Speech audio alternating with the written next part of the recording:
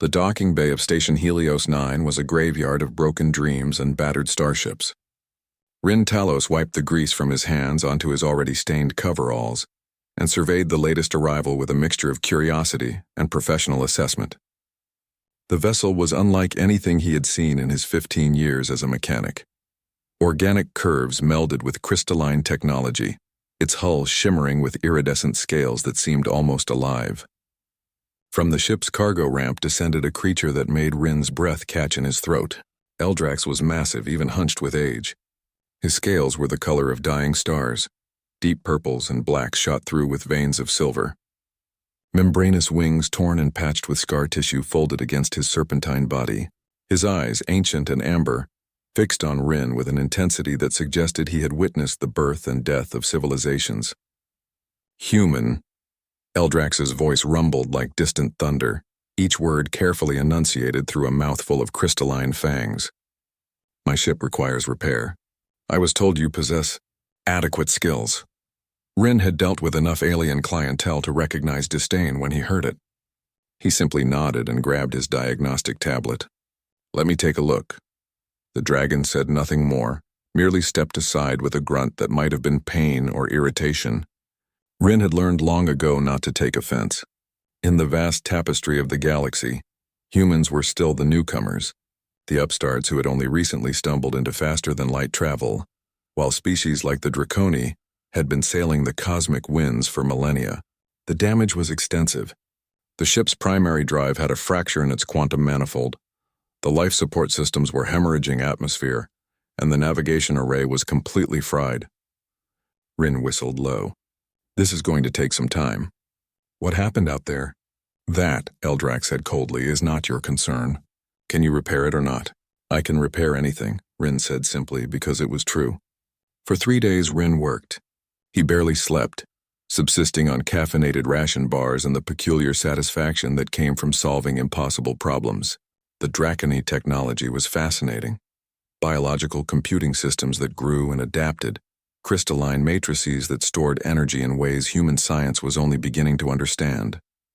Rin improvised, adapted, and occasionally invented entirely new solutions on the spot. Eldrax watched sometimes, silent as a statue.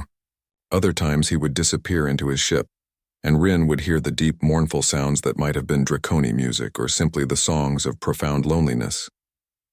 On the second day, while Rin was elbow-deep in the ship's neural interface, Eldrax spoke unexpectedly. You work with care. Rin glanced up, surprised.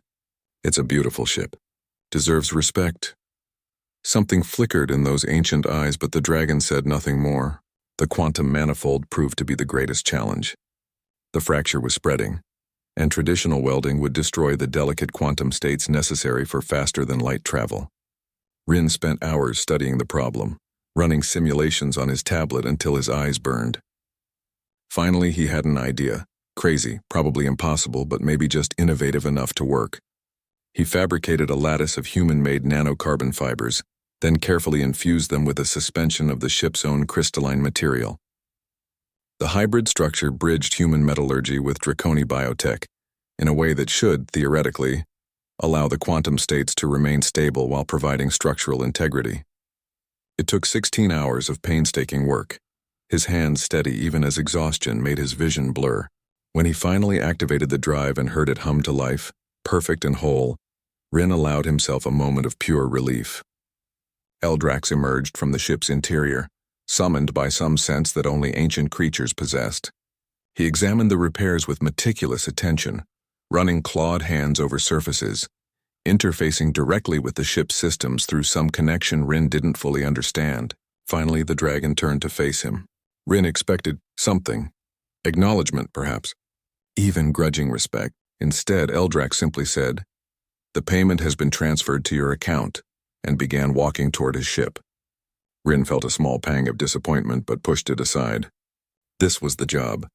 He didn't do it for gratitude. Wait. Eldrax paused at the cargo ramp, not turning around. Your hybridization technique. It should not have worked. Draconi crystalline matrices reject foreign materials. They have for 10,000 years. Yeah, I noticed that, Rin said. So I convinced them otherwise. Used a quantum harmonization field to make the carbon fibers resonate at the same frequency as your crystals. They think they're part of the same material now. Slowly, the dragon turned. You convinced them. Well, in a manner of speaking, everything wants to work together if you just find the right language.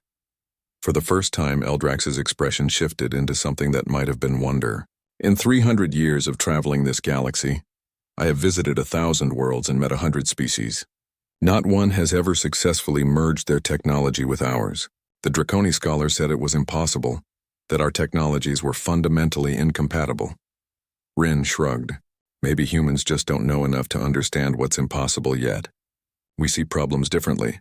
Perhaps, Eldrax said quietly. Then he did something unexpected. He bowed, a deep, formal gesture that spoke of ancient traditions and profound respect. I did not thank you, human mechanic. Words seemed insufficient for what you have done. You have not merely repaired my ship.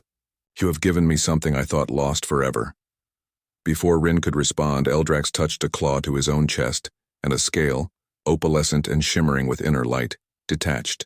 He placed it in Rin's oil-stained hand. This is a HFY scale from over my heart. Among my people, it is given only to those who have saved our lives or our souls. You have done both.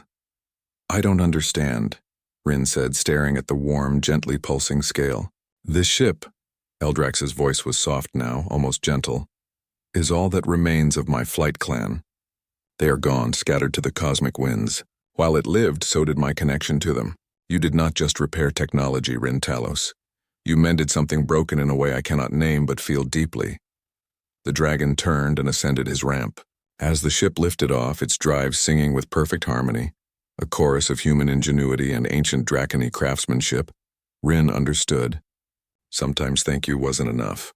Sometimes gratitude required everything else: trust, vulnerability, connection. As the ship disappeared into the star-scattered darkness, Rin looked down at the scale in his hand. It was warm, and somehow he could feel it humming, the heartbeat of something ancient shared freely with something new. In the vastness of space, humanity was still young. But they were learning, one repaired connection at a time, that the greatest technology wasn't in drives or weapons or shields. It was in understanding that everything, given the chance, wanted to be whole again.